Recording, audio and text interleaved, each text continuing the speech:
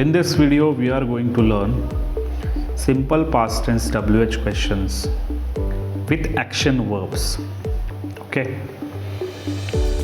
साधा भूतकाळातील WHने सुरू होणारे प्रश्न या व्हिडिओमध्ये आपण पाहणार आहोत. पहिला जो प्रश्न आहे, व्हॉट डिड यू ईट? तुम्ही काय खाल्ले? दुसरा प्रश्न आहे, why did you write this letter?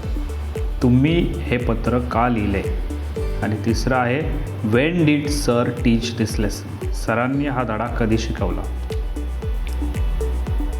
तर यामध्ये सगळे जे प्रश्न आहेत त्याची सुरुवात WHने झाली आहे, त्यामुळं त्याला WH क्वेश्चन म्हटलं आहे आपण. ओके, म्हणजे त्याच्यामध्ये वेन, हाऊ, वॉट यासारखे अनेक WHचे प्रश्न असू शकतात. WH झालं. ओके, त्याच्यानंतर कधी पण simple past tense, okay, simple past tense WHमध्ये डीड येतं.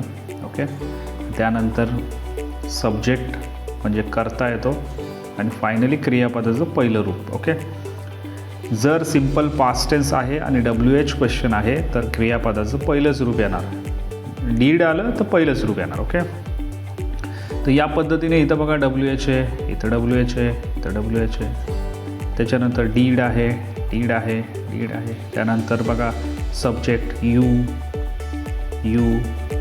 सर, आणि इथं बघा हे सगळे ईट असेल.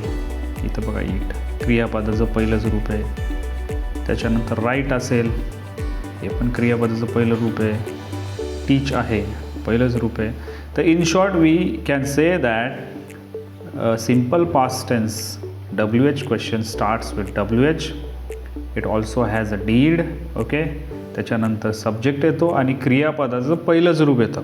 त्याचं मराठीमध्ये तुम्ही बघितलं आहे तर तुम्ही काय खाल्ले? तुम्ही हे पत्र का लिहिले?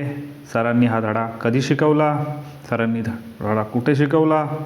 मग असे काय, कुठं, कधी केलं, केव्हा केलं, कसं झालं, अशा प्रकारचे जे प्रश्न आहेत ते सगळेच्या सगळे म्हणजेच simple past tense WH question. Okay, ठीक आहे. I think you might have understood this. Thank you.